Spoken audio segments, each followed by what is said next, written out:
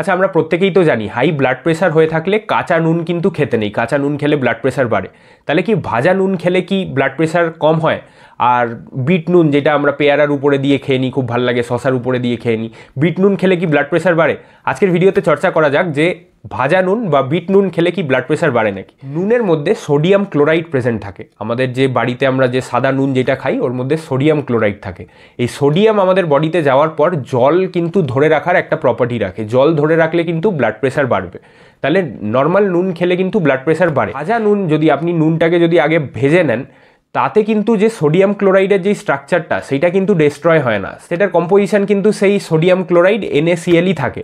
তাহলে ভাজলে কিন্তু নুনের স্ট্রাকচার চেঞ্জ হয় না, তার মধ্যে সোডিয়ামই থাকে।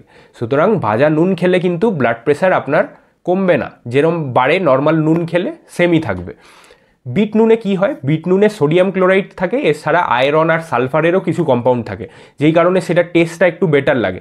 কিন্তু তার মধ্যেও কিন্তু সেই সোডিয়াম ক্লোরাইড যেহেতু রয়েছে, তো তাতেও কিন্তু ব্লাড প্রেশার বাড়ে। যাদের হাই ব্লাড প্রেশার আছে তাদের বলা হয় যে দিনে 5 গ্রামের বেশি কিন্তু নুন খাওয়া চলবে না।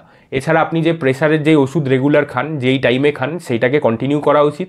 আর প্রতি মাসে একবার কিন্তু ব্লাড প্রেশার মেজার করে সেটা রেগুলারলি মনিটরিং করা উচিত। হাই ব্লাড প্রেশার যদি কারোর টানা থেকে থাকে, তাতে কিন্তু হার্ট অ্যাটাক, স্ট্রোক হওয়ার চান্স বেড়ে যায়, কিডনি খারাপ হয়ে যেতে পারে, চোখের কিছু ক্ষতি হতে পারে, যেই কারণে আপনি পার্মানেন্টলি অন্ধ হতে পারেন। তাহলে ব্লাড প্রেশারকে কিন্তু রেগুলারলি কন্ট্রোল করতে হবে।